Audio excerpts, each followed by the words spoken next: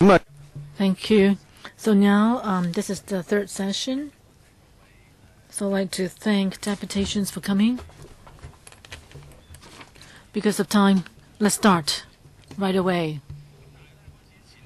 But still, I need to remind you, first of all, you are not protected by the Special Powers and Privileges Ordinance, Section 381 of LegCo. That means you need to be responsible for your own remarks. And each deputation will have 3 minutes, and when the time is up, we'll give you a reminder, and you need to stop. If you want to listen clearly to the speeches made by other people, please put on your headset in front of you. You can change the volume and also choose the right channel for yourself. 0 is the floor, 1 is Cantonese, 2 is English, and 3 is Putonghua. When you speak, please use one single language to help with our interpretation staff. If you mix Chinese with English, then it will be difficult for the interpretation staff here. Okay, if no other questions, also put before you our notice for people attending this meeting. So the first one is Ms. Zhang Che-yi. Yes. Actually, I'm speaking on behalf of the Liberal Party. The Liberal Party all along has supported having retirement protection so that elderly people can get the necessary support to maintain their living. And as for the how to optimize the various levels of retirement protection, we need to actually make sure that the retirement pillars are not biased. But we do not support, in principle, abolishing the offsetting of MPF. 20 years ago, in order to gain the support of the business sector, the government launched the MPF scheme with an offsetting mechanism so as to offset SP and LSP so as to lessen the burden of employers in light of the business environment then. But unfortunately, C.Y. Leung, in his last policy address, in order to fulfill his election promises, he proposed gradually abolishing the offsetting within, and that also within the designated period of time, there should be a line drawn in relation to SP and LSP. But the business sector has opposed strongly because they're so anxious, and it shows that the government has not respected the employers and also violated the legislative intent decades ago. And the proposal will also deal a heavy blow to the employers, causing closures of many businesses, and it would also have a negative impact on the economy. And now, C.Y. Leung, in order to fulfill his promise, hastily launched this plan, latest plan, which neither pleases the employer nor the employees. It actually changed the calculation of wages to half instead of 2/3 of the wages in the calculation of SP and LSP. But there hasn't been a consensus reached at all. So the government should not just force the plan upon the public. It better leave it to the next administration to make a final decision. The government's abolition of offsetting mechanism will have far-reaching negative effects. Hong Kong's economic environment is increasingly harsh, and for SMEs, the situation is really tough. Once you've drawn a line, even if the government is providing subsidy, employers will still need to pay or have much reserves to pay future service payments or LSPs, and this would mean a heavy burden and blow to employers. I believe that quite a number of enterprises will have to close down because of the inability to afford severance pay. And employees would or may have to be dismissed or hired on short-term contracts. And this would affect the structure of the entire labor market. Jobs will be lost and productivity will be reduced. So the manpower cost will be increased. In the long run, there will be a serious deterioration in the employer-employee relationship. Thank you. Next one. Chairman, let me give you an example, first of all. In 2017, in March to April, this is something that happened to a contractor. 16 years ago, This contractor, which used to be a local SME, it actually years ago was acquired by a French company, and in recent years it was actually merged with one of the 5 top power generating company, and the company, using the existing offsetting mechanism, renegotiated new contracts with its tens of long-serving staff. And all the long service payments of the long-serving staff were gone, from tens of thousands of dollars to hundreds of thousands of dollars. The money was gone. So the staff had no option but to accept it. So I'd like to ask you, how many staff would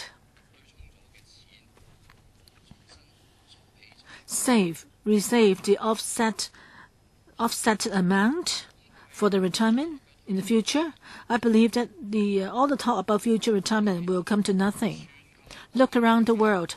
The top 5 electricity generators act in this way.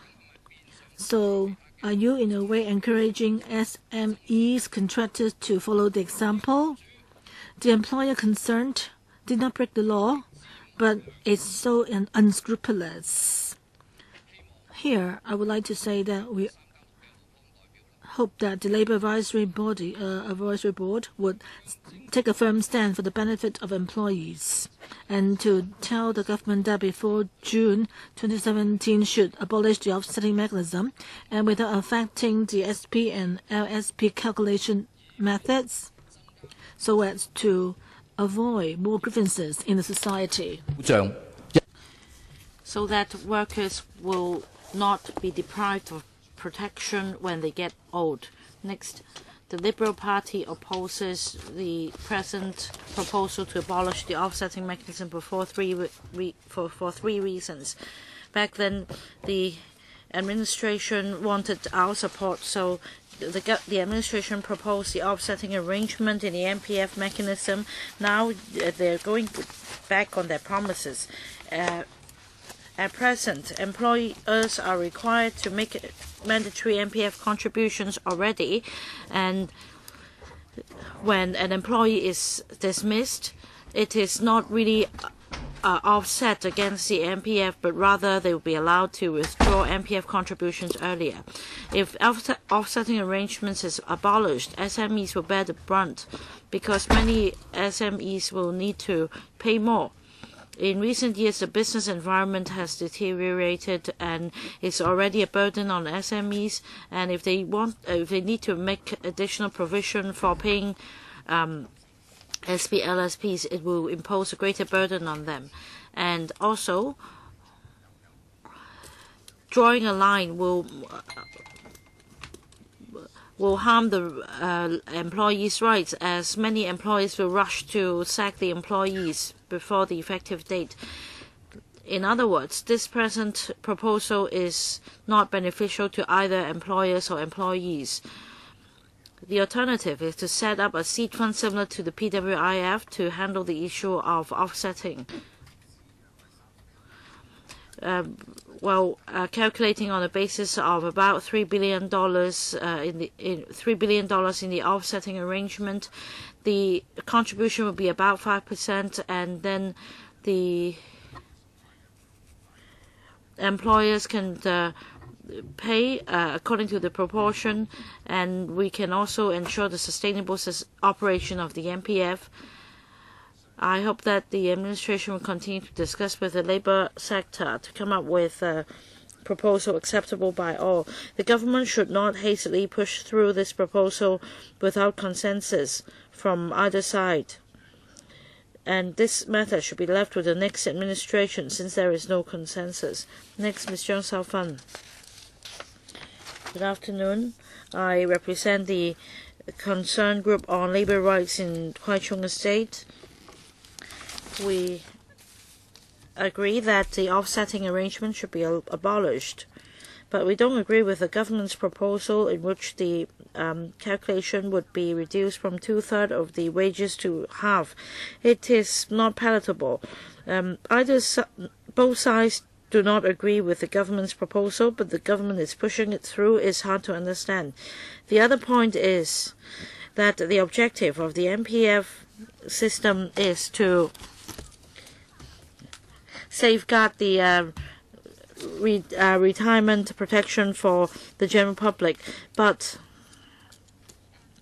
is the government really taking care of employees? We don't think so, because as other deputations mentioned, for workers over the age of 65, employers are not required to make contributions, and for the self-employed, they are actually employed under the disguise of self-employment. And there are also casual workers and off-job workers. And if MPF cannot provide adequate retirement protection for employees, the government should consider taking a step to protect employees in terms of the retirement protection. And also, employees are required to make contribution,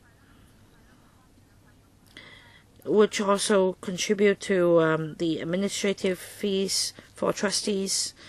And the minimum wage is now set at $34.50.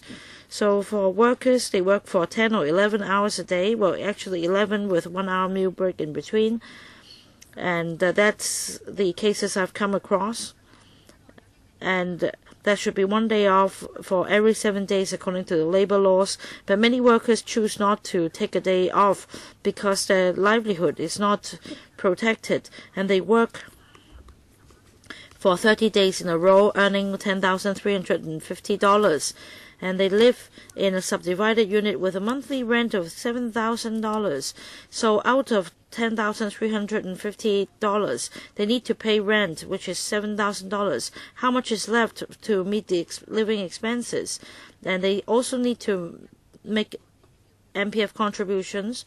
I don't know whether you could call them as those who spend all the money on making contributions and paying for expenses.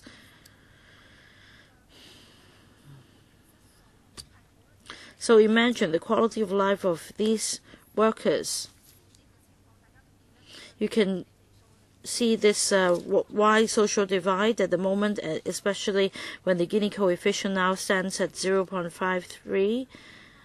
The government should consider what more the government can do to protect workers.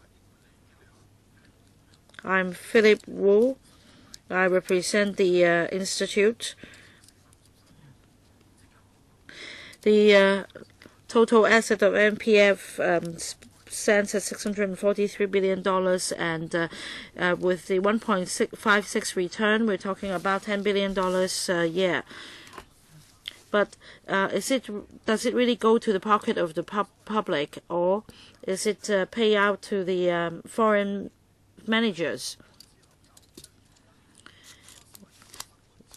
Year after year, we spend so much on paying for the administrative fees of MPF, and if people's livelihood is not improved, the burden lies with the government. The government should be directly responsible. There should be a tripartite contribution from employers, employees, and the government should manage the MPF itself. For years, we have been criticizing that the MPF system in itself is wrong. The market has changed. Most of the property management companies, cleaning companies, security guards, etc., we already face fierce competition, and it's also labor intensive. Labor costs account for 90% of total expenditure. No employer wants to be unscrupulous. And we now have the trend under which the employees would be employed for 18 months before the contract is renewed, and everything would start all over. As for employees in the market, they take up casual jobs because they can ask for a higher pay of 10 to 15%, as employers will not be required to pay MPF contributions. So we should consider how many workers can fulfill a 2-year contract, whether this is an emerging trend, and consider whether the public is really benefiting from the system. The crux of the problem lies with the lowest bidder wins policy of the government, so that the contractor can suppress the wages of workers, but then the ultimate responsibility lies with the contractors. Employees are forced to switch jobs because of unscrupulous employers. I don't think the government should dwell on improving the MPF system, which is wrong, and it will also cause mass layoffs and tightened relationship tension between the employers and employees. And also employers would be able to benefit from the billions of dollars of government subsidy. It would be easy to lay off employees indiscriminately. And the MPF itself is a policy blunder of the government for 17 years. You will only drive or phase out SMEs. For consortia, they will be able to transfer the cost to consumers, so that the public at the end of the day bears the burden. So we should abolish MPF once and for all and set up a platform for tripartite contribution. Next, Mr. Pt3 Secretary, we meet again. The government has put forward this proposal to abolish the MPF offsetting arrangement. The government has made its effort, and it has come from this good intention. But no, it's evil intention. The government is even subsidizing bosses for sacking their workers. The government is really dedicated.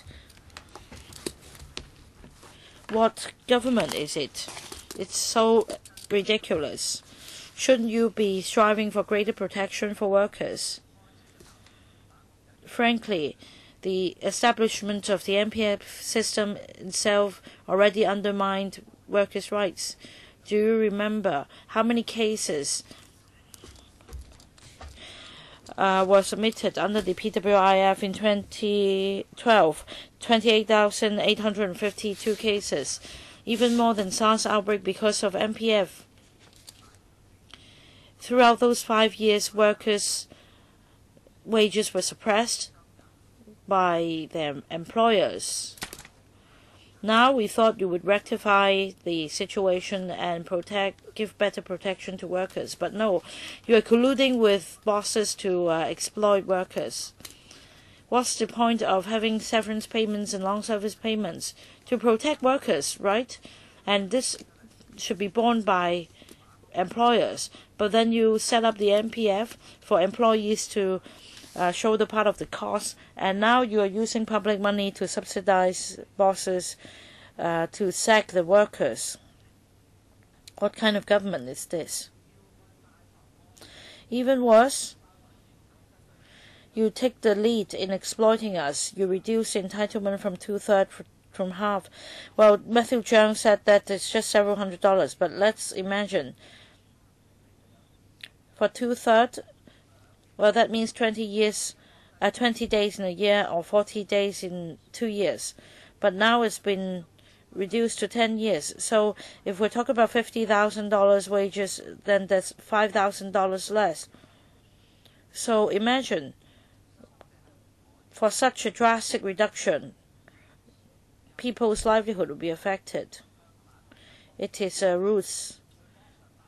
Through and through, you've been exploiting workers. This government is so outrageous. The government is taking the lead in exploiting workers. Chairman, you're also from FTU. I hope that you also stand firm with us. Don't let the government take the lead in labor exploitation. This is shameful. Instead of considering the best interests of workers, you take the lead in exploiting workers. What government is this? I haven't seen any such government around the world. Next, Mr. Moidong. Well, it's shameful for the government to take the lead in labor exploitation. Shame on the government. Mr. Pt3, you've spoken, so that will be it. Now, if I ask you to leave the room, it will not be good for you. But when you are asked to speak again, you will not be able to speak again. Well, you've finished, so it may not affect you if you leave. For those who have not had your chance to speak, please do not shout, or you'll be deprived of the chance. It's normal for you to get emotional, but please take a seat. Final warning. Will the security please take them out?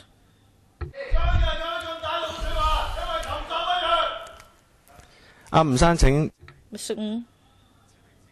Mr. Ng, please walk out yourself. Please, thank you, Mr. Ng.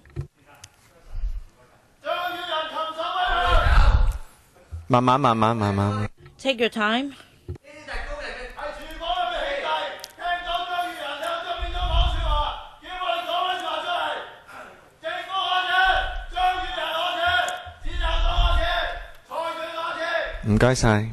Thank you.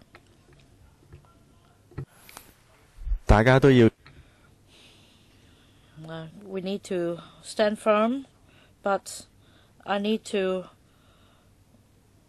maintain order of the meeting. Next, Mr. Ng, Chairman. I agree with the deputations slogan. It's shameful for the government to take the lead in labour exploitation. Is Mr. Tommy Cheung an animal? I'll come to that in a minute. I don't think we should describe him as an animal because I love animals. The government is taking the lead to exploit workers.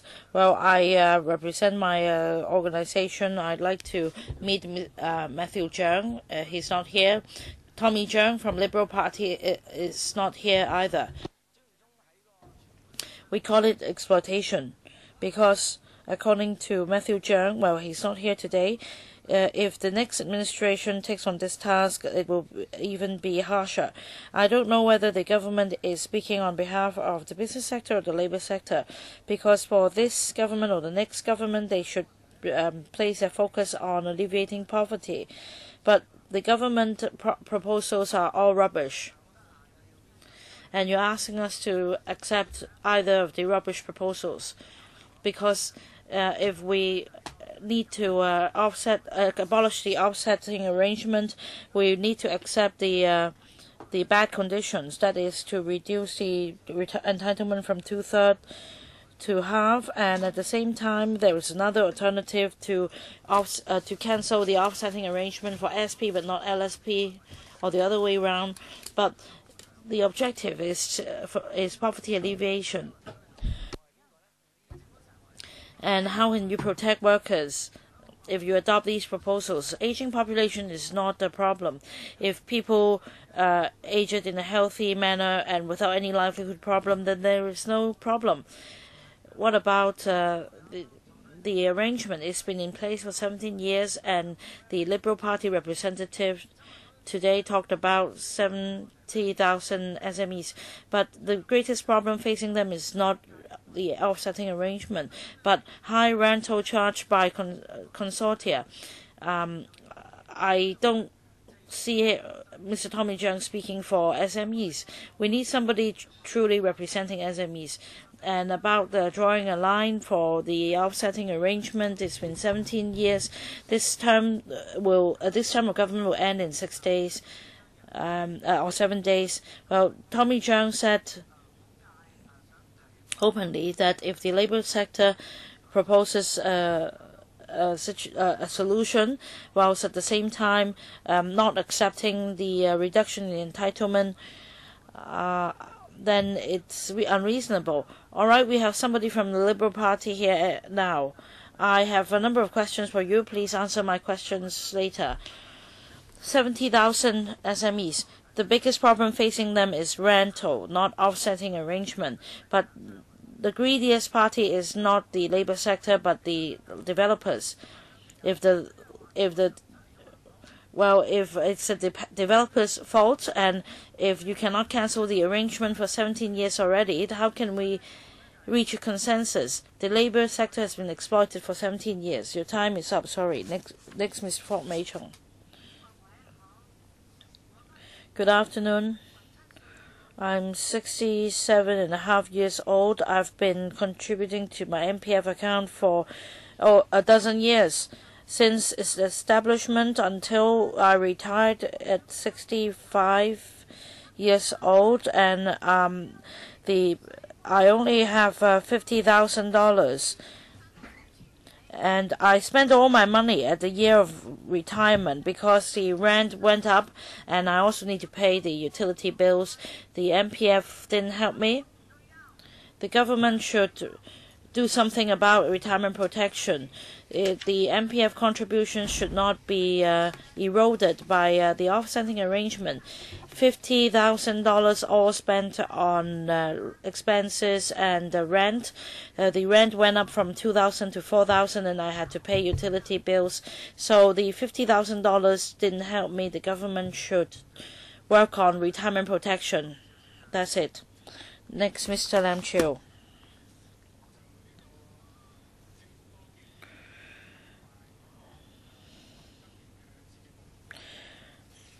In this year's policy address, the first government proposal was floated, and back then there were already wide repercussions. And then the government came up with a second proposal, and again it's exploiting the workers. For the labor sector not having international or global vision, I don't blame them, but it's a problem if even our chief executive doesn't have global vision, because the government is taking the lead in undermining protection for workers. Have you noticed this problem? In formulating any policy, you should not adopt this mindset to sacrifice or to deal a blow to labor protection. Don't even talk to me about promoting the Belt and Road Initiative. For those countries working with you, if you roll out such labor policy in this city, then they may have second thought about the initiative. You have to think twice. Another point that I'd like to make is the government is proposing to scrap the offsetting arrangement, and you said that there would be guiding principles. Any policy should not create an effect which is against the original intention, for example, moral risks and also labor dispute, or create a wave of laying off. But then that's the actual situation. So the administration must think twice. You should not try to achieve it overnight.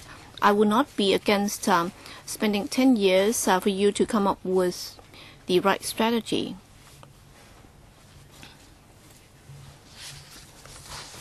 But for you to suggest that the entitlement be cut back from 2/3 of their last month's salary to 1/2, obviously you will have to think twice about this. So that's the only point that I like to make. It's about the adjustment from 2/3 to 1/2. You will have to think twice about this. Next, thank you. I'm from the I'm Wong Chen Tat from the TIA. In fact, we have talked to some of our member associations as well as some relevant associations. So we sought their views, and also those members who are related to the tourism sector, and their views are as follows. First, they're against the proposal to scrap the offsetting arrangement by the government, and they have the following reasons. Because at the time when the MPF ordinance was enacted, the administration promised that the employers can use the SP and LSP to offset their contribution to the MPF accounts, and now you're scrapping it, and that would amount to double payment by the employers. That's not reasonable. In particular, we have about 1,700 travel agencies, and over 95% of them are SMEs. Once the arrangement is scrapped, that would increase their operating cost and financial burden, and many of the travel agencies which are SMEs, they will find it hard to bear.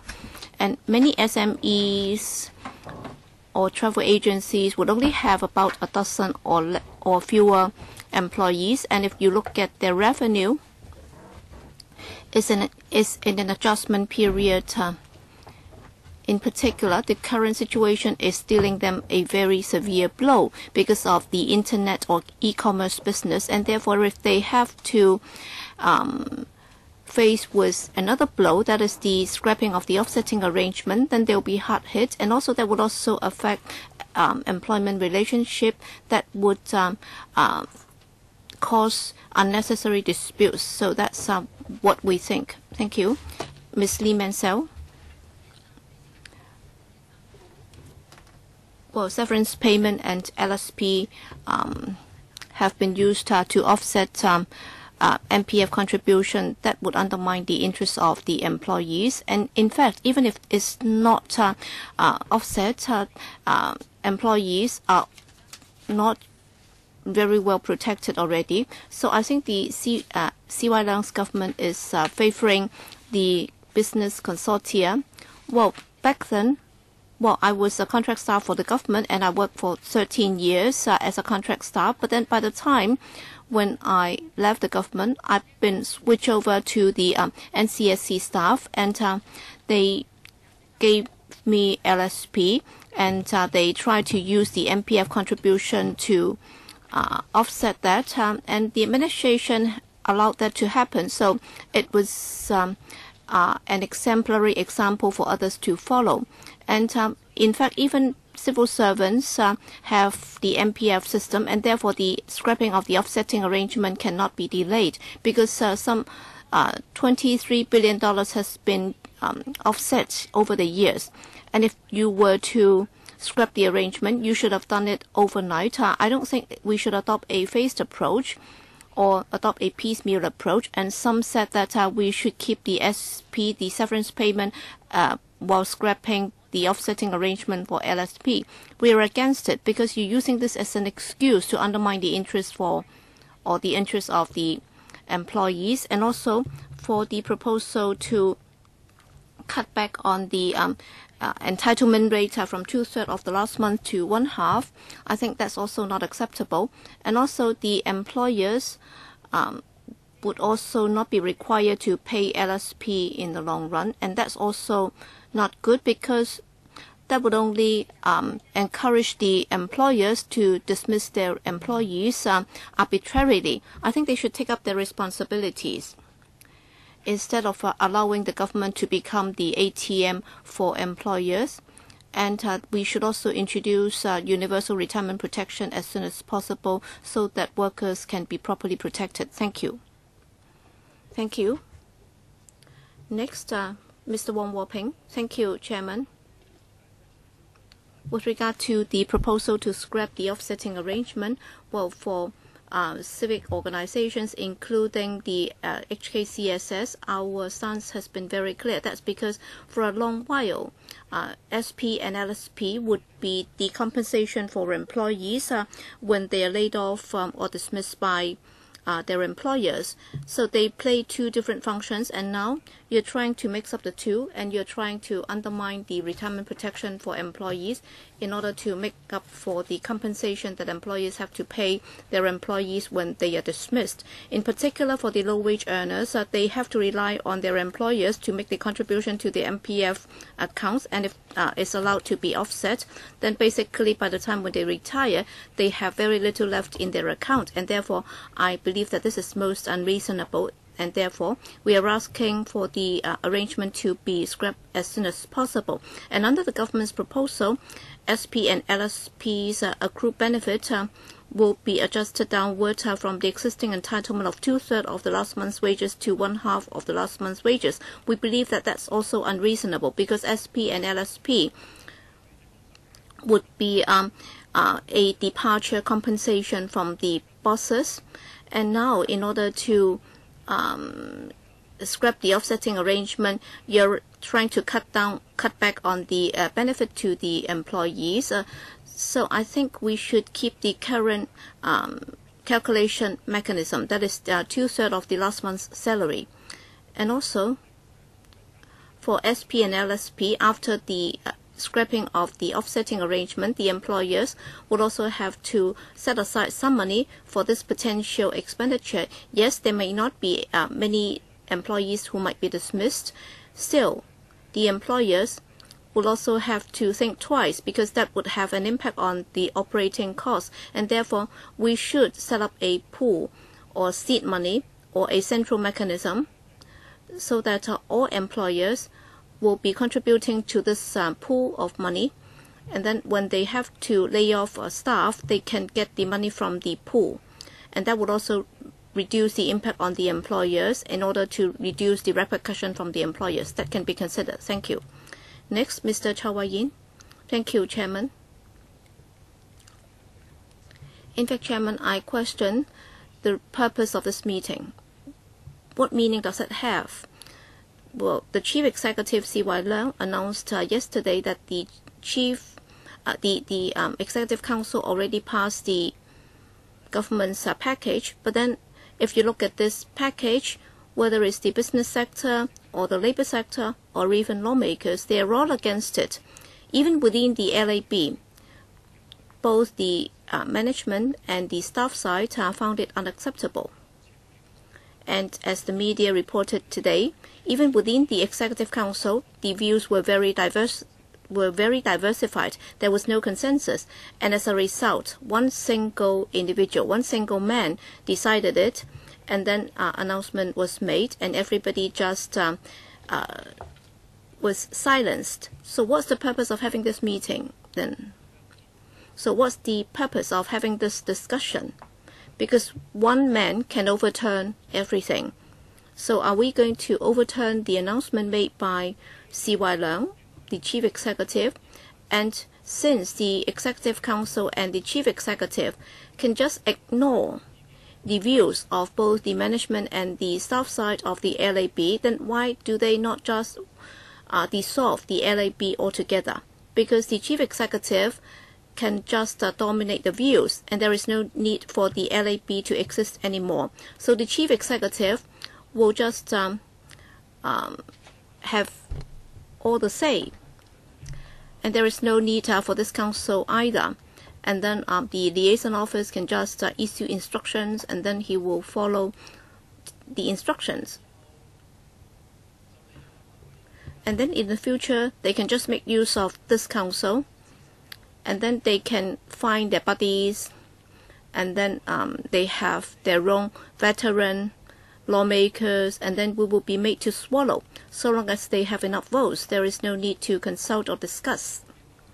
And today, I see that Mr. Sui is willing to attend today's meeting.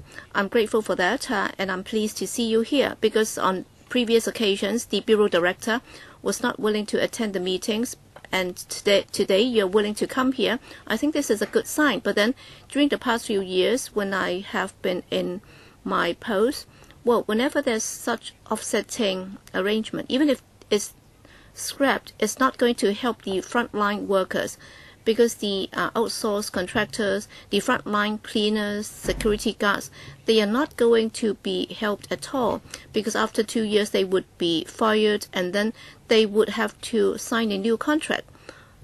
So this is not going to help them at all. Next, Mr. Wong. I'm from the neighborhood resident services. Well, I'd like to reprimand C.Y. Leung, because there's only a few days to go before the end of this term, and he made the announcement yesterday. Well, it took him 5 years. If he had really intended to do it, then he should have done it several years ago, instead of just completing the task within days of the end of his term. So he couldn't care about the details, and if he were my student and then as a teacher, I would have said that he has done a very lousy job. Okay, we have been against the offsetting arrangement, but then if you look at the government's proposal, there are two big problems. First, the government will be funding the employers in dismissing their staff. This is ridiculous, because in the future we might be facing wave after waves of redundancy. So the administration is funding them, and they will have to calculate our years of service again. And also in calculating SP and LSP, the SP or LSP payable will be adjusted downward from the existing 2/3 of the last month's salary to 1/2. in fact, the purpose of this of the MPF is for the retirement of employees, is not for the employers to offset their SP and LSP payment from the MPF. But then it's better late than never. We've waited for 17 years, and now they are finally proposing to scrap this arrangement.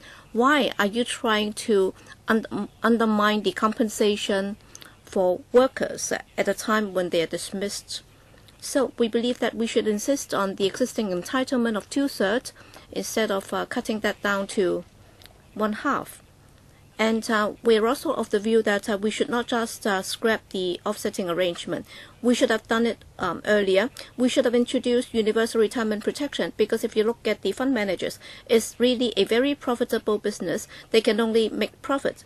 They will never lose money because they will charge you administration costs anyway, whether they're making a profit or a gain or a loss. So we should scrap the MPF. We should introduce universal retirement protection as soon as possible, because only then would we be able to afford genuine protection for our workers. Thank you.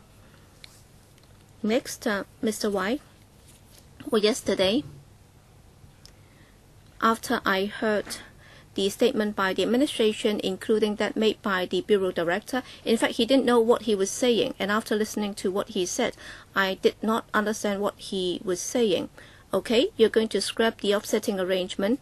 Well, I was once a contract staff for the government for 5 years, and then after the completion of the contract, I did receive a gratuity payment, and then I had to file my tax return to the Inland Revenue, and I was told that I had to pay tax. That's why recently when I heard people say that they were able to make some $4,500, and then they did not have to pay tax. And then when Mr. Chris Patten came to Hong Kong to take up his post, he chose not to pay tax. So for others, they are all required to pay tax. Well, yesterday, the 5 chambers of commerce came out to say that over 20 years ago, when the legislation was introduced, that was shortly before the handover, and the British colonial government tried to offer retirement protection to them, and you can check the records.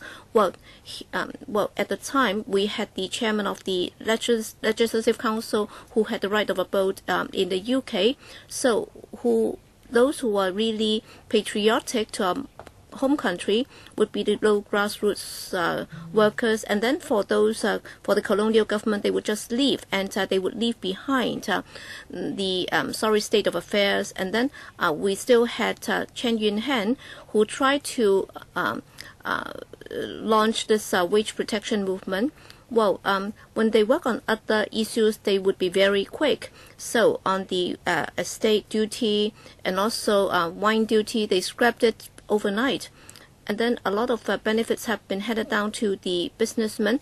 As Madam Chen Yun-han said, all right, with SEPA, the businessmen are making more money. Can they be more generous to their workers? And now we have the Belt and Road Initiative, and everybody has been able to go out. But then what about Hong Kong people? Can we follow your footsteps? Can we go to the Belt and Road countries? No, of course not. So the only thing that we'd like to see is to be able to have proper retirement protection. I'm very pleased that the Bureau Director said yesterday that there's still room for further refinement. I don't know what you are talking about, so please explain later. Okay, as far as I'm aware, even Tony Chen had to pay tax after accepting $2 billion. So for those who refuse to pay tax, the IRD should investigate into that. And back then, when the Commissioner for Inland Revenue failed to pay tax, he also was punished. Okay, my surname is Lai, and we are an SME association. We had cleaning services, security services, and also property management members. At this stage, if we were to scrap the offsetting arrangement, we believe that is not feasible, because some 2.8 million workers will be directly affected, and out of them, some 1 million would be in the trades of security guards, property management, and cleaning services. if we were to scrap the offsetting arrangement, then employers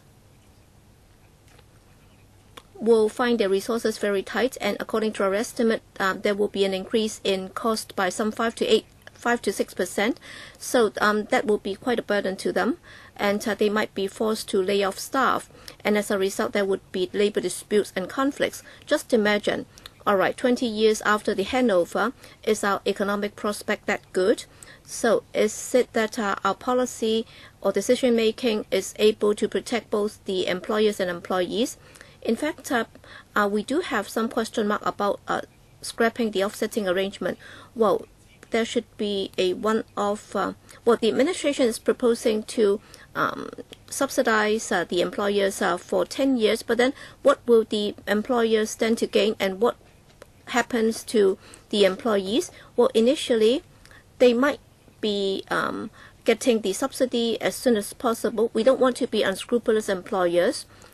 We actually don't want to be unscrupulous employers, but then if the administration were to phase out its subsidy for the employers, then of course we will have to calculate the basic cost for the operators and also the annual adjustment. Then how can we do our business? How can we safeguard the interests of our employees? How can we benefit the society? We will not be able to do that, because with the phasing out of your subsidy and with economic changes, how can we accurately calculate the cost increase? And if there is any cost increase, everything will be passed on to the ultimate consumers. So that's reality. So will the administration consider that we will have a polarized society whereby the employers and employees will be pitched against each other?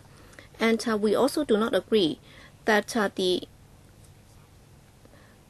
amount of SP and LSP payable be reduced from the current 2/3 to 1/2 of the last month's salary. Well, on the retirement protection mechanism, there's a mission and vision stated, and under Principle 5, there should not be any policy which would not be able to achieve the original desired impact. For example, there shouldn't be any moral risk, and that should not spark waves of redundancy. I hope that the ultimate objective should not be encouraging more unscrupulous employers to lay off their employees. It should be simple and easy to implement, so that employers would find it easy to calculate the cost, so that they can serve the community better. Mr. Lam next. Good afternoon. I'm representing the Northern District Low-Income Families Concern Group. I'm speaking on behalf of low-income families in the Northern District. On the government's proposal announced yesterday on abolishing the offsetting, we strongly oppose it. 2 reasons. And I hope that the government can address grassroots concerns. There shouldn't be a line drawn, and to set a retrospective period depriving grassroots of the protection. And also we are against the $7.9 billion subsidy. On the method to abolish the offsetting, we think that there should be a retrospective date so as to protect employees' benefits. The government claims that it wants to protect retirees' lives, but in fact, it is really helping employers reduce their costs. SP and LSP have all been shouldered by employers, but with the offsetting mechanism, employers need to contribute less to SP and LSP. So you can see that the arrangement is just a ploy to cheat the public. And the offset amount has reached $31.8 billion. We don't want to be cheated anymore by the mechanism, nor restrained by a scheme that's not fair to employees. So there should be a retrospective period so that we won't fall into a trap. The longer the period, the longer will be the unfairness employees face. Secondly, we are opposed to the 7.9 subsidy by the government. Why would the government use public money to subsidize employers? Not to mention that public money comes from the public. Subsidizing the employer to pay for SP and LSP means that you are shouldering the responsibility that should be borne by the employers. I don't see how the government should use public money to pay them. It's just an example of collusion between the government and the business sector. The government has neglected public opinions. It's ridiculous that it's launched such a proposal. If there's no consensus between the employers and employees, so why are you still proposing this scheme? I don't know what you're doing, Secretary. Next one. Mr. Yun? I'm speaking on behalf of the Northern District Retirees Concern Group. The government's latest plan, we are strongly against it. We think that SP and LSP, the calculation of them are reducing from 2/3 to half, and the arrangement of drawing a line is unfair and unreasonable. The offsetting mechanism violates the principle of protecting retirees. The offsetting mechanism is supposed to offer protections for retirees so that employers can pay SP and LSP.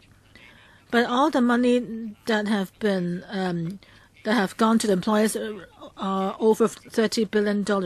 So you need to address or improve on the system. And in the society, we don't have universal pensions, proper retirement protection. Therefore, there's no reason at all to use workers' rights in exchange for a new scheme. The latest proposal totally ignores protection for employees. And it has an impact on all wage earners. There's a young worker who said that the offsetting mechanism cannot address the wealth gap issue. And the management fees of MSF are so high. And all the contributions by employees are spent on investment. Okay, even without the universal pensions, many wage earners may not be living long enough to enjoy the MPF. Anyway, but now with the changed calculations of SP and LSP, that means that workers' protection is further undermined. So the young worker told me he wondered whether the government is really serious about protecting workers. So I think the government should stick to 3 principles. That is, there should not be any line drawn, and it should implement abolishing, offsetting ASAP, and also not reduce the calculation of SP, LSP. And we think that universal pensions should be implemented as soon as possible to protect employees' retirement lives. Thank you. So with all the deputations, with all of them speaking, there are altogether 103 deputations registered. 78 turned up today. So now it's time for the floor. Following the arrangement in session 2, each member will have 3 minutes, including question and answer. So those members have asked to raise their hands include Luk Chung Hong and Lau Siu Lai. The second round includes Leung Yu Chung, Xiu Ka Fai. Of course, I'm also on the list. Luk Chung Hong first. Thank you, Chairman. I'd like to thank the deputations for coming today, and individuals as well. I can feel, from the workers and the grassroots, their anger about the fact that even today, there's still this offsetting mechanism, eroding MPF contributions made by employees, and over the years, more than $30 billion have been wasted. And the MPF performance has not been satisfactory throughout the years as well. It's a disappointing option. A basic principle here. Why is it that the labor sector insists on abolishing the offsetting? Besides being the right of workers to enjoy retirement protection, it also has to do with the basic concept of MPF. That is the concept of that the money, once it has been contributed to the employer or employee's account, that is an asset of the employee. So why is there a legislation that allows the money to be used for paying SP and LSP?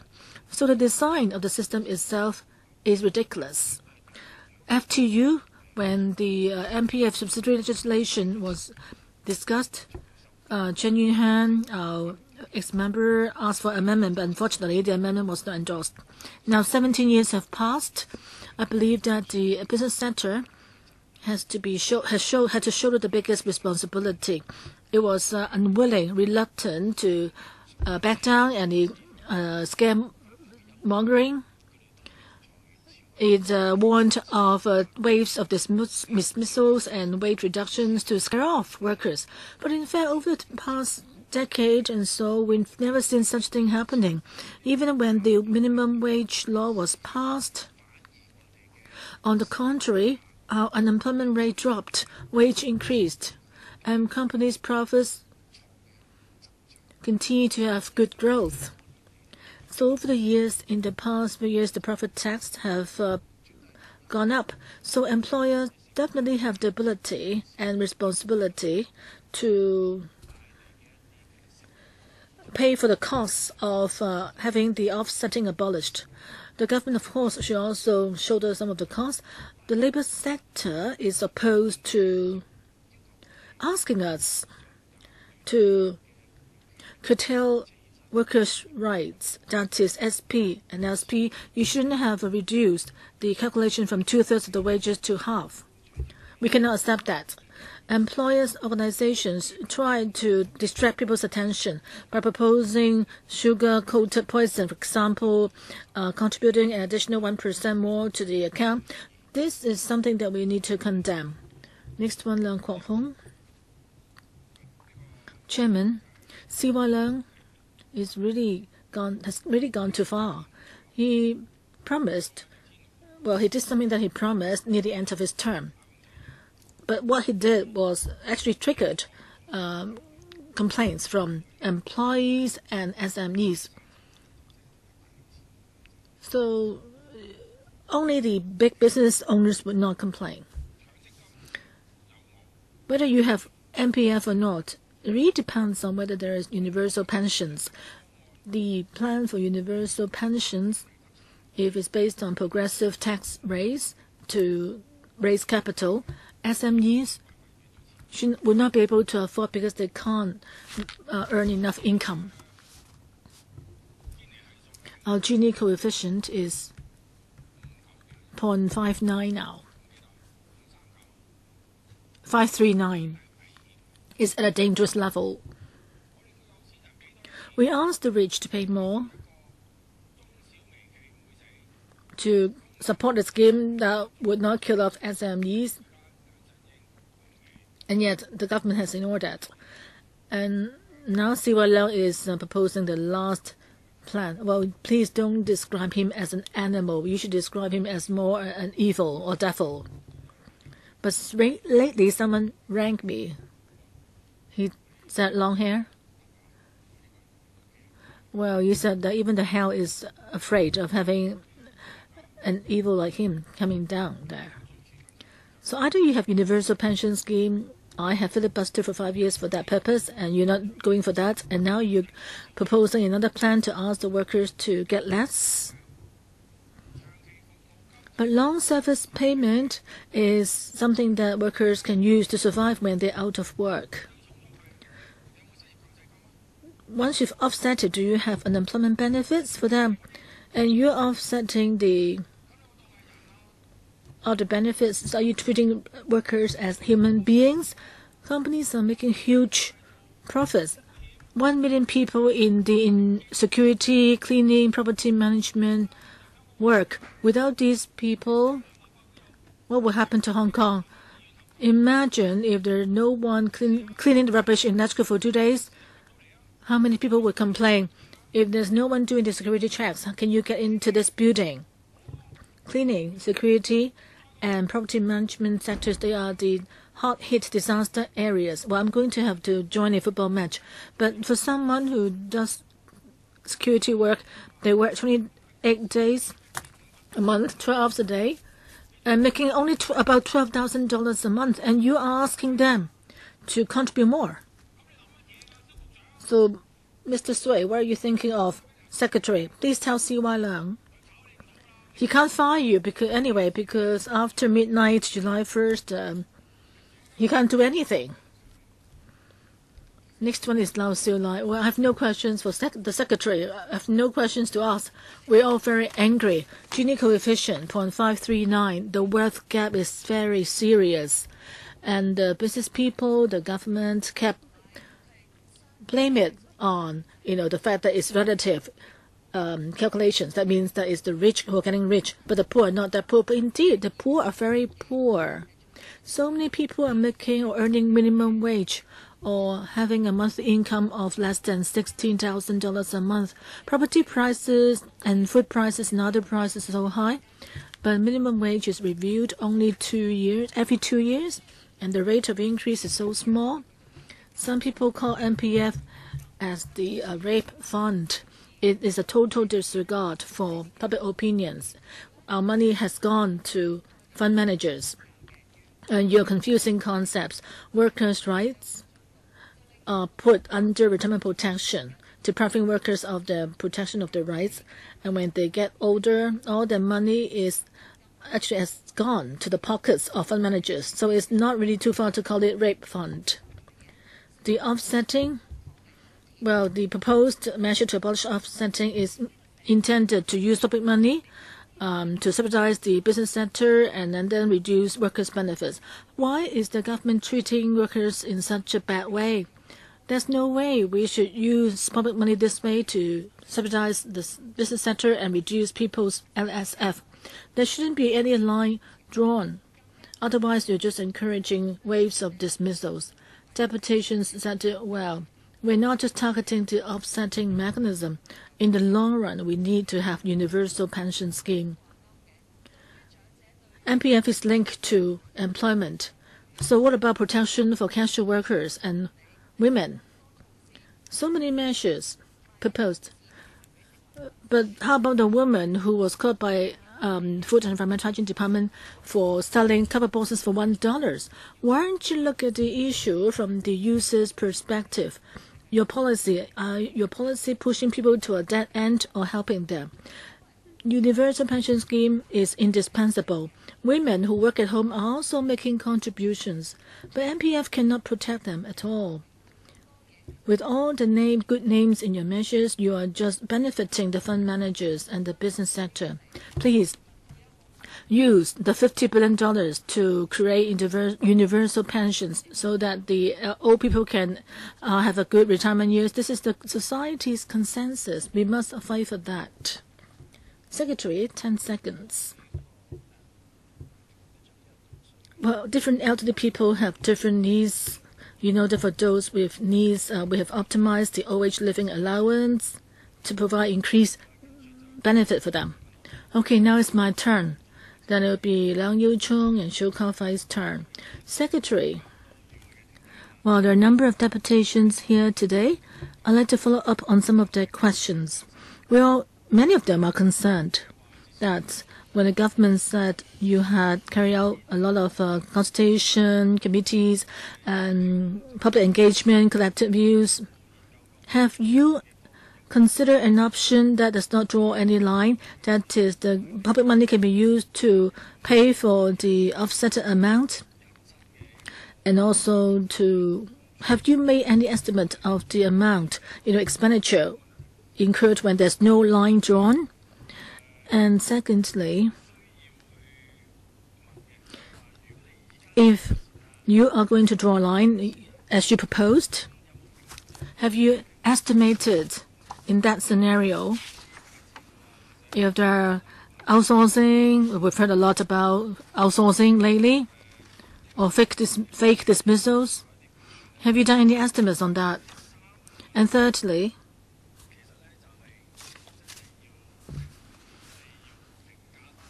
I need to, say that your plan is like doing something unnecessary. There are representatives from the business sector who said that changing the calculation from 2/3 of wage to half, a 75% discount, that means employers, if they have money, they wouldn't mind actually pay more. So the government now take the initiative of removing the 25%. What's the point? The business center in principle would not support your plan anyway. All newspapers today said that the business sector nor the labor sector accept your latest plan. So why can't you adjust your plan so that the labor sector would accept your proposal more? At least, why don't you just keep the maintain the 2/3 of wages so as to get more support?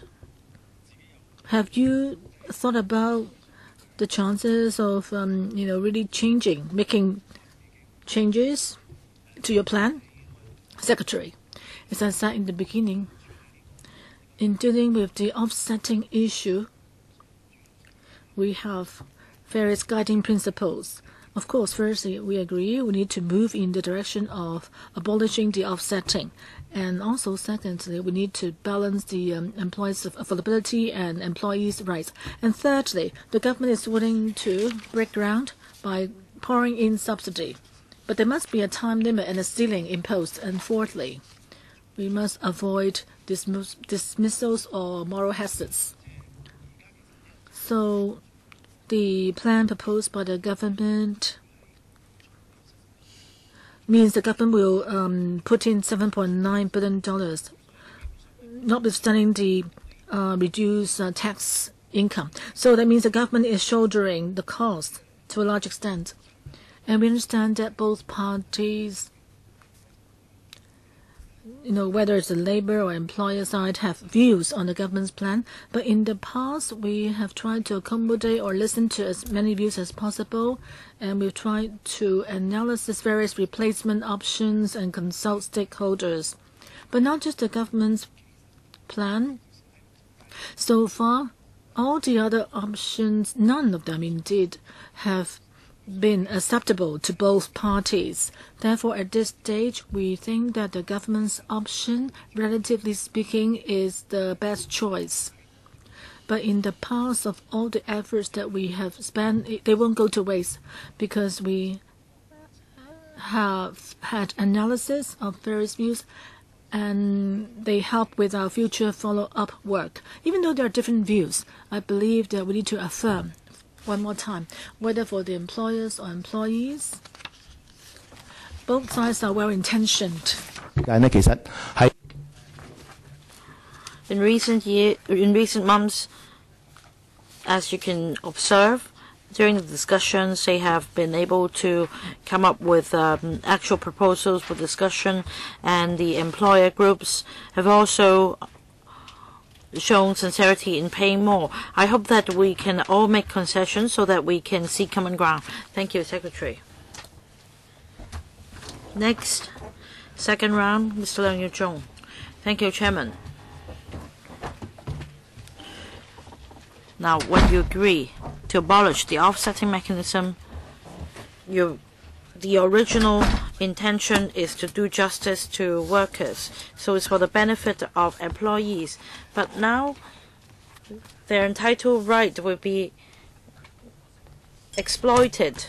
The entitlement will be reduced from 2/3 to half. So you are not appeasing either side. So what's the point? You talked about showing sincerity and throwing this proposal out in the open for the next administration to consider whether to adopt the proposal or to work on the proposal. And Secretary, if you're really minded to protect workers' retirement benefits, you should take the across-the-board approach. Just scrap the offsetting first, with everything remain unchanged. Perhaps you can throw out some ideas, for example, whether the government should provide subsidy. Isn't this better? This is a way of throwing out ideas. But on the contrary, if you come up with this proposal that undermines workers' rights, you face harsh criticisms. You have been criticized by workers already. Why don't you just stand firm and insist that no change be made to the existing labor laws? Secretary, thank you, Mr. Leung, for your views. I understand where you're coming from, but as I mentioned just now, one of the guiding principles is that we must strike a balance between the employer's affordability and the employee's rights. And reducing 2/3 to half comes with a condition, that is, this will take place only if the offsetting arrangement is scrapped.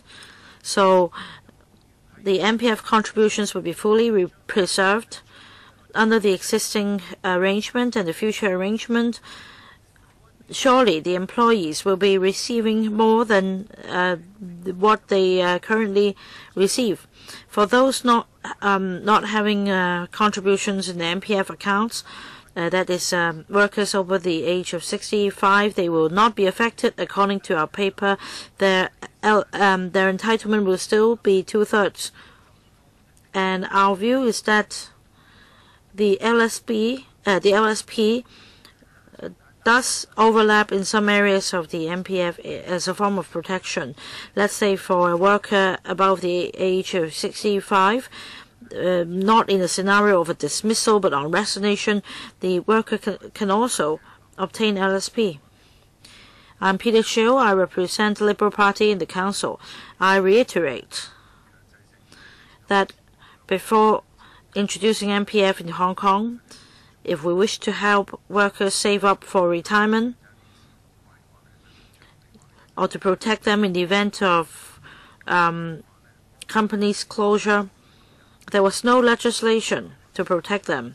The purpose of the MPF is to help them save some money for retirement, and also when the company suddenly folds up, then they can be given a sum which is about 2 to 3 months of their wages to tide them over difficulties.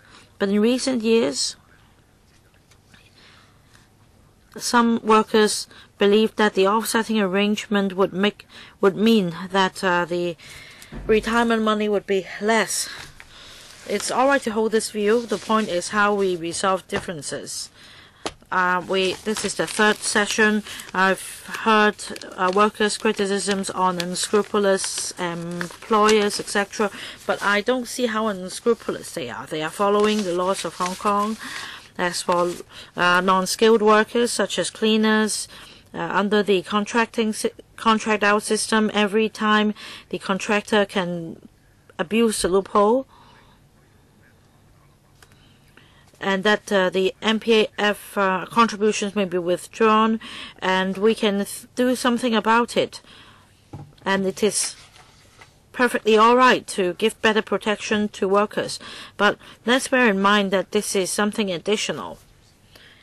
This is something additional and not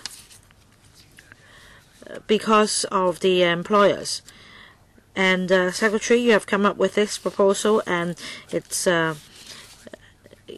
criticized by all parties. And I am being very gentle to you when they criticize you very harshly. But do think about it. And I'd like to ask Mr. Ng Dong, you just now said that you would ask Mr. Tommy Cheung whether we agree that in fact rental is a major cost of our burden. I agree. For the Gini coefficient in Hong Kong, there is such a wide divide, and I agree. But you need to understand that the coefficient compares the highest income group with the lowest income group, and for the lowest income group it's $11,000, and if you draw reference from Taiwan, it's $7,000. For Singapore, $6,000 or $7,000. In the mainland, just $3,000. Now, I'm not suggesting that the income of Hong Kong people is low. The point is, we also have very high income earners because they're rich because the property prices are high. $10 million a flat. I agree that because we have high rental and high property prices, we have this problem. But the problem is we need to find land, and we also need to import labor. If you do not import labor to develop country parks, to reclaim land and develop brownfield sites, we won't be able to increase land supply. So in the future, when we talk about importing labor to reclaim land and to develop country parks, please support us. Last one, Dr. Lau Siu Lai, 3 minutes. Please don't start a dialogue among yourselves. If we talk about an absolute figure, then at least the government has been willing to set the poverty line, and we have at least 1 million people living in poverty, earning less than $3,500. So we do have a very wide wealth gap. And just a few days ago, some elderly ladies came to complain to me. They live in property under the management of a housing society, and once every few years, the rent would go up by, say, several $100s. So we must find ways to help the grassroots. I didn't think I have the chance to speak for the second round, but I just want to criticize the government. You must make a change.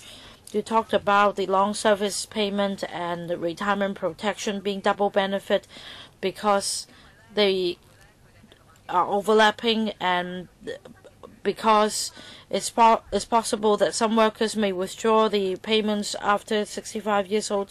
But still, this is their right, this is their entitlement as a worker. You cannot say that just because I received the payment after 65, it's already overlapping with my MPF. So please separate the two. Retirement protection and labor protection. These are two different matters. You are making everybody angry. Please explain. I'll just explain that in terms of the function as retirement protection, the LSP and MPF are overlapping. But I'm not suggesting that an employee shouldn't enjoy this entitlement. But that's the inference you draw. I don't need 3 minutes. That's the end. Anything under AOB, because that we're about to conclude our meeting. I want to emphasize that although we were quite emotional just now, the secretary or the former undersecretary has been coming here to answer members' questions, and as secretary will not continue in the next term. I'd like to express our gratitude for your cooperation and your work. So meeting's adjourned. Thank you.